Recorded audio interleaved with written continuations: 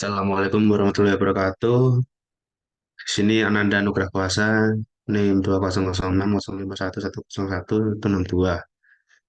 Oke, di sini di layar kalian ada website yang bernama Volkatif. Volkatif sendiri adalah platform yang awalnya itu berasal dari Instagram, seperti akun-akun lifestyle yang membahas tentang hal-hal trending di sosial media seperti Twitter, Instagram. Nah, di sini adalah bentuk website dari Volkatif itu sendiri untuk berisikan konten-konten yang berbau anak muda. Volkatif sendiri itu asalnya dari Jakarta, itu merupakan seperti sebuah startup yang berisikan tim-tim kreatif, muda mudi kreatif yang ingin mengembangkan sebuah platform. Ya, di sini adalah websitenya. Baik, kita akan masuk ke materi yaitu review web. Yang pertama adalah user compatibility. Untuk user compatibility atau kompabilitas pengguna itu untuk deskripsinya adalah kemampuan suatu produk atau sistem yang disesuaikan sesuai kebutuhan dan mencakup semua pengguna yang mudah interaksi, mengalami dan menggunakan produk sistem secara efektif.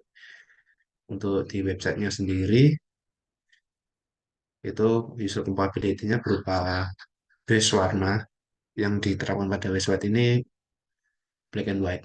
Jadi warna yang cukup aman untuk semua pengguna dan juga untuk website yang berisikan konten-konten yang diharuskan kita membaca ini cukup aman untuk dibaca berlama-lama karena nyaman di mata juga black and white. Lalu selanjutnya adalah penggunaan dua bahasa yaitu English dan Indonesia. Jadi untuk pembaca seperti kita ada ini tidak akan bosan ketika mencari dan membaca konten-konten yang berisi di sana. Dan pemilihan jenis font untuk judul, subjudul, dan teks itu pas dibeda-bedakan jadi nyaman di mata dan penerapan satu style font. Oke,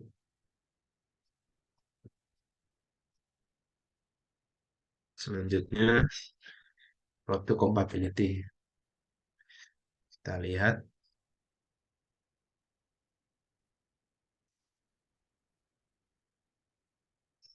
produk compatibility itu em, menurut pengertiannya kemampuan suatu produk untuk berfungsi secara baik dan berintegrasi dengan produk lainnya. Ini mengacu pada kemampuan produk untuk berinteraksi dan beroperasi tanpa adanya hambatan. Jadi produk compatibility-nya untuk di website ini terdapat pada heading atau header dari website ini yang ada menu lifestyle, movie, sport, dan lain-lain yang memudahkan kita untuk cara shortcut untuk mencari konten yang kita butuhkan. Semua kalangan, baik pertama maupun yang sudah expert dalam artian expert sudah ahli, bisa memahami si kontennya. Lalu berikutnya task compatibility, yaitu pengertiannya adalah sejauh mana produk atau sistem melakukan tugas-tugas yang secara spesifik. Jadi memberikan kita tugas-tugas secara spesifik bagi pengguna atau user yang mementingkan efisiensi, efektivitas, dan kesesuaian produk. Dalam website ini, yaitu pada kolom kategori yang seperti di nomor 2 tadi adalah shortcut. Jadi di sini ada beberapa konten. Dalam lifestyle ini ada 68 konten yang tentang lifestyle, movies ada 10 konten, musik ada 11 konten. Jadi harusnya kita diarahkan ke arah kolom ini untuk supaya efektif dan efisien waktu juga. Selanjutnya keempat, workflow compatibility atau alur kerja seperti katanya workflow. Jadi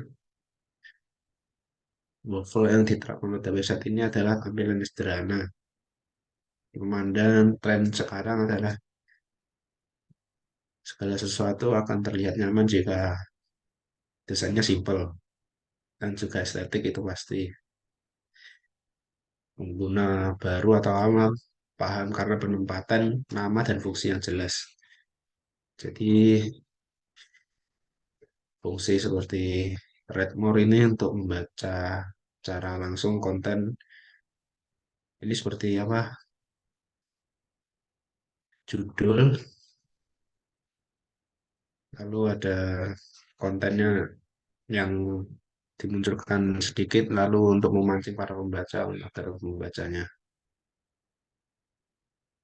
Kalau di buku itu namanya apa ya? Yang di belakang novel-novel itu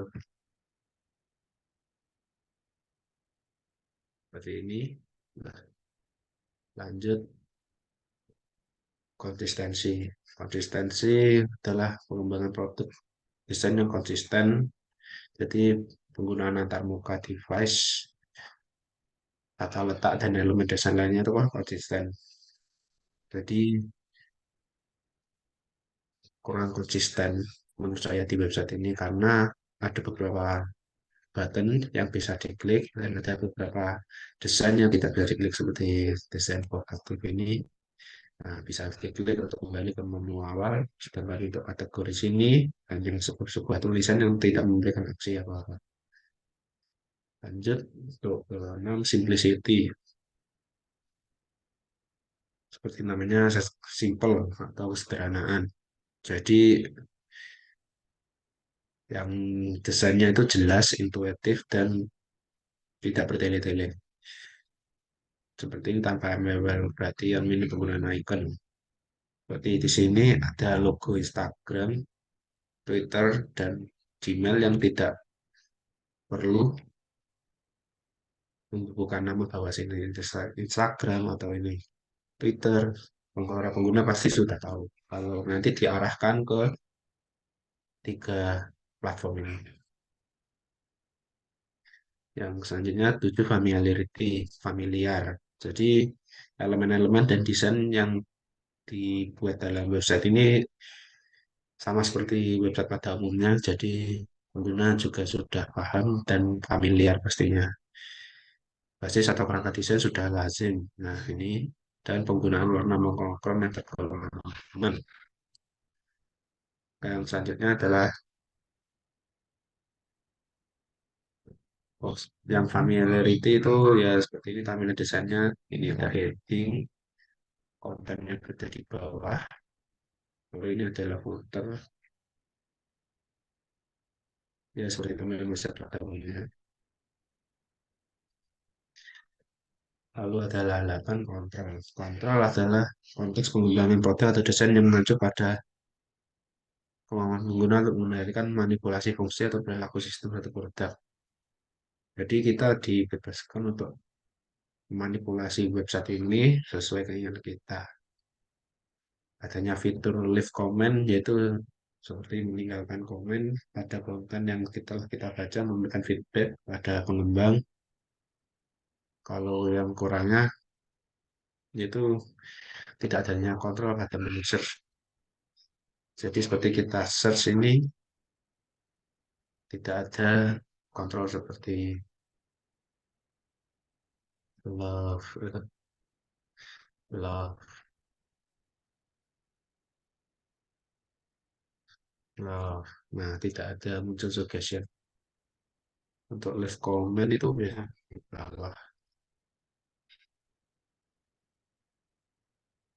Nah, seperti ini kita nanti akan kita bahas lagi.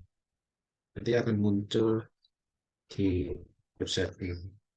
Website tapi muncul pada konten yang terkait akan kita bangun seperti di sini konten yang ini. WSIWYG W merupakan singkatan dari what you see is what you get. Dalam pengembangan produk dan desain ini sangat penting karena kita akan tampilannya yang sesuai dan akurat, apa yang sesuai yang kita buat sesuai dengan apa yang kita sajikan ke pengguna.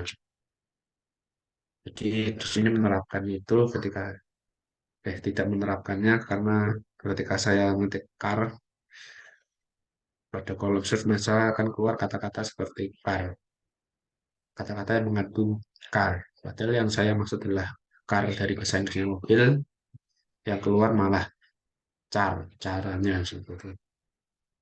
Kurang menurut saya. Selanjutnya adalah responsif. Responsif design adalah desain yang responsif.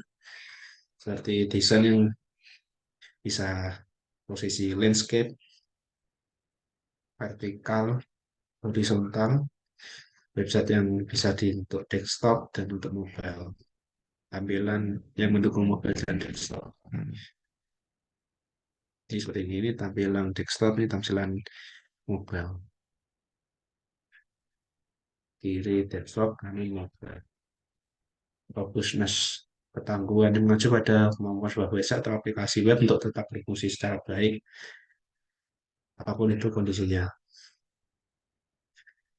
Ini biasanya tidak menerapkan itu karena ketika saya tidak dapat menemukan kata kunci seperti cat, browser tidak mengatakan maaf saya tidak dapat menemukan kata kunci tersebut.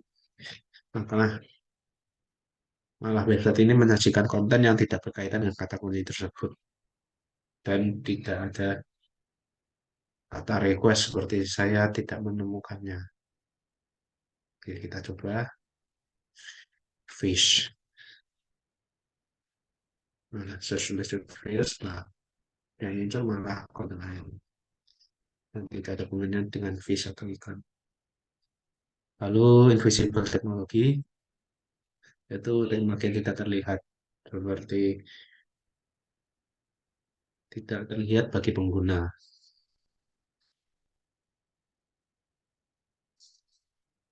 Jadi ada teknologi seperti penerapan AI di mana tren atau postingan yang terbaru otomatis muncul dengan tagline something fresh atau sesuatu yang baru atau segar.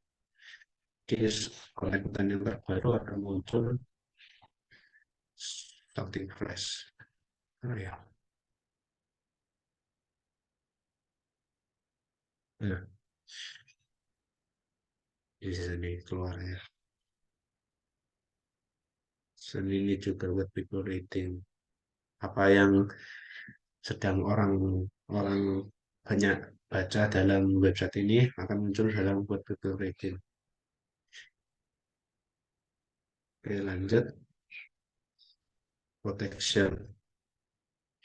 Ini adalah langkah keamanan yang paling penting dalam sesuatu adalah protection atau keamanan untuk menghindari serangan-serangan yang tidak diperlukan, yang tidak dibutuhkan. Adanya pop-up untuk user ketika melakukan input data dan bisa kembali untuk mengecek ketika kita meninggalkan komen, kita kita salah input, maka kita akan diberi kesempatan untuk memperbaikinya. Dan juga ketika meninggalkan komen, kita menunggu persetujuan admin ketika leave komen. Kita coba.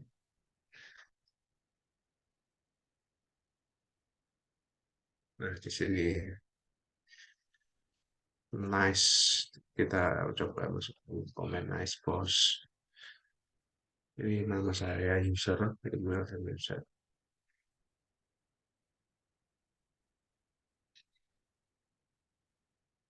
Coba kita tipu, kita bikin tipu seperti ini. Terus komen.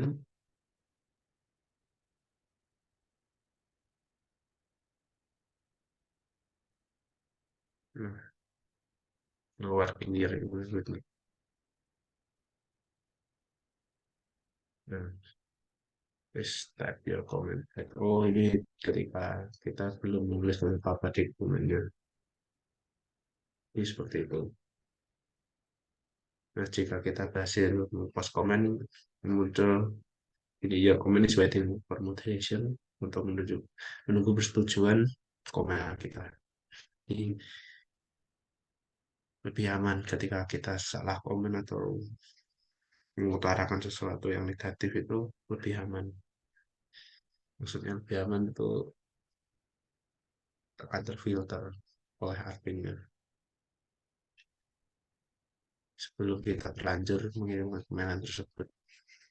Yang selanjutnya adalah flexibility, merujuk kepada kemampuan suatu website untuk beradaptasi dengan kebutuhan dalam kebutuhan. Jadi di dalam website itu ada login Twitter dan email. Jadi kita diberi kemudahan untuk share postingan ini ke Twitter, Google, Google Plus, dan juga email.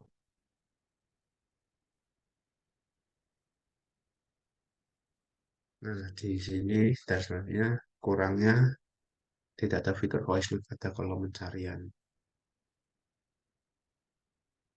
Nah, tidak ada. Selalu juga kita Twitter, klik,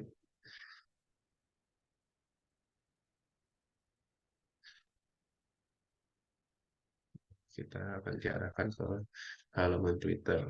Seperti itu. Selanjutnya adalah ease of learning itu sama seperti yang ke-15, itu ease of use. Cuma bedanya di sini adalah ease of learning kemudian dalam belajar menuju pada sejauh mana website atau aplikasi mudah kan pengguna dalam mempelajari dan memahami cara menggunakan produk tersebut. Jadi website ini sangat simpel, jadi mudah dipelajari dalam waktu 5 menit atau bahkan 3 menit. Ease of use adalah lanjutnya adalah ease of use, kemudahan penggunaan. Jadi website ini mudah untuk digunakan. Fitur-fitur yang ada tidak mengharuskan bisa menggunakan semua fitur. Karena inti dari web ini langsung tersajikan. Semuanya bisa akses dan tanpa melewati flow atau step down tertentu, aturan tertentu. Selanjutnya yang terakhir adalah direct manipulation. Manipulasi langsung misalnya kemampuan pengguna untuk berinteraksi secara langsung dengan elemen atau sebuah website aplikasi yang menggunakan tindakan fisik atau gerak langsung seperti fitur drag and drop ketika kita mau upload konten eh, ketika kita mau upload sesuatu itu tidak ada dalam website ini karena kita hanyalah sebagai reader, tidak diberi akses untuk create, update, dan highlight. Jadi kita hanya reading di sini, kita bisa konten. Kita hanya membaca konten yang disajikan oleh tim kreatif dari Kolektif. Oke, mungkin pada penjelasan ini saya banyak salahnya karena saya ini satu kali tag. Mungkin ini saya coba yang semaksimal mungkin. Terima kasih. Mohon maaf jika ada salah kata. Assalamualaikum warahmatullahi wabarakatuh.